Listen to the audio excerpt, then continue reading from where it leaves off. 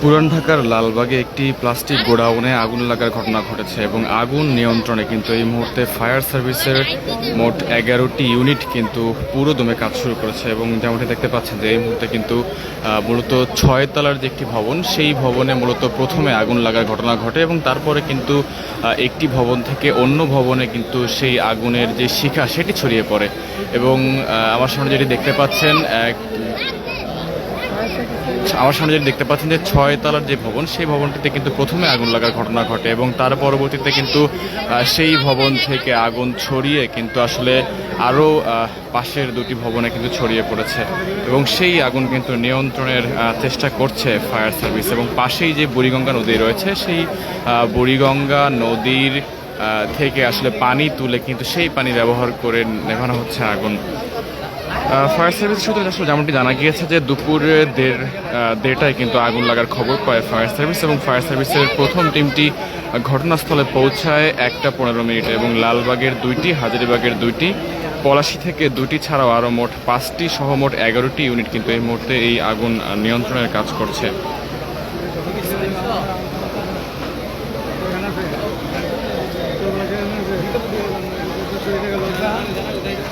দর্শক, রাজধানীর লালবাগে প্লাস্টিক কারখানায় আগুন লাগার ঘটনা ঘটেছে এবং সেই আগুন কিন্তু নিয়ন্ত্রণের কাজ করছেন ফায়ার সার্ভিসের মোট 11টি ইউনিট কিন্তু সেই আগুন কিন্তু নিয়ন্ত্রণের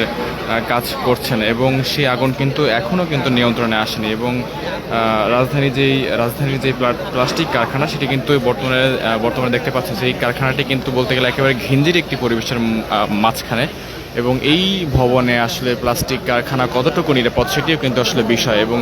প্রথমে 6 তলার এই ভবনটিতে আগুন লাগার ঘটনা ঘটে এবং তারপরে কিন্তু সেই ভবনের শিখা কিন্তু আসলে একে একে পাশের ভবনগুলোতে ছড়িয়ে পড়ে।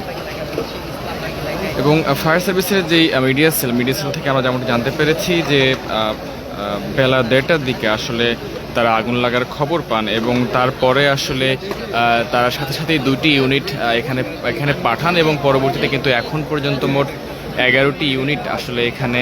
আগুন নিয়ন্ত্রণের কাজ করছেন।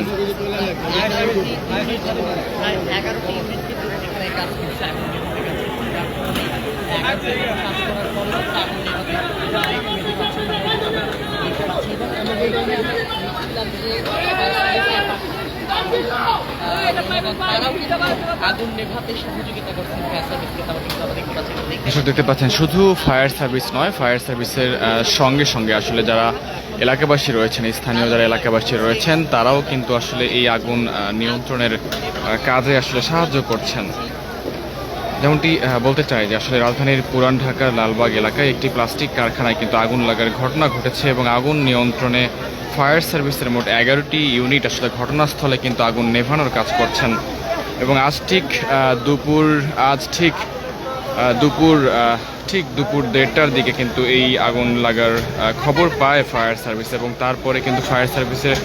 প্রথম ইউনিটটি পৌঁছে কিন্তু আগুন নেভানোর যে কাজ সেটি কিন্তু শুরু করে। এবং জানা গেছে যে লালবাগের যে চেয়ারম্যান ঘাট এলাকায় অবস্থিত একটি প্লাস্টিক কারখানায় আগুন লেগেছে এবং পরিস্থিতি মোকাবেলায় কিন্তু সিদ্দিক বাজার যে ফায়ার স্টেশন রয়েছে সেখান থেকে কিন্তু আরও 3টি ইউনিট ঘটনাস্থলে পৌঁছায় এবং যেমনটি দেখানোর চেষ্টা করছি, দেখতে পাচ্ছেন যে পুরো ভবনটি কিন্তু একেবারে কালো ধোঁয়ায় কিন্তু ছেয়ে গিয়েছে। প্রথমে আসলে সামনের যে ভবনটি দেখতে পাচ্ছেন 6 তলা একটি ভবন, নিচে গোডাউন রয়েছে মোট 7 তলা। তো সেই 6 তলা ভবনটিতে কিন্তু প্রথমে আগুন লাগার ঘটনা ঘটে এবং তারপরে কিন্তু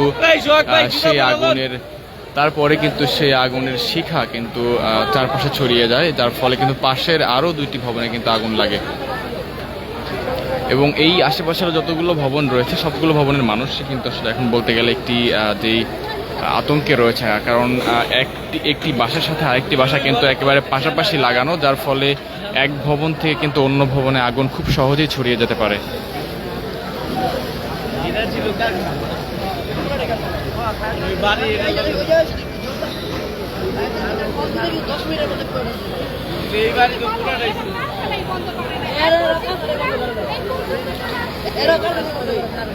দর্শক, দেখতে পাচ্ছেন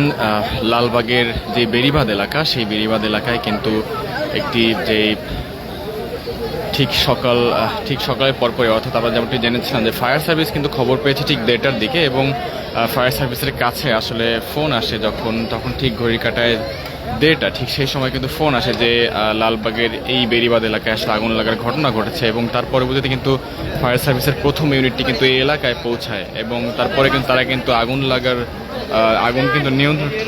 নিয়ন্ত্রণের চেষ্টা করছিল। এবং দেখতে পাচ্ছেন যে আগুনের যে লেলিহান শিখা, সেই শিখা কিন্তু চারপাশে ছড়িয়ে পড়েছে, এবং এক ভবন থেকে কিন্তু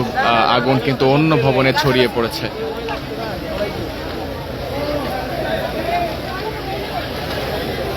যেমনটি জানাতে চাই যে আসলে ফায়ার সার্ভিসের পাশাপাশি কিন্তু এখানে যে বাংলাদেশ সেনাবাহিনীর সদস্যরা, বিজিবি এবং পুলিশ, তারাও কিন্তু আসলে একযোগে এই আগুন নিয়ন্ত্রণে আনার চেষ্টা করছেন। মূলত ফায়ার সার্ভিসের কর্মীদের পাশাপাশি স্থানীয় লোকজন যারা রয়েছেন, তারাও কিন্তু এই আগুন নিয়ন্ত্রণের কাজে আসলে ফায়ার সার্ভিসকে সহযোগিতা করছেন।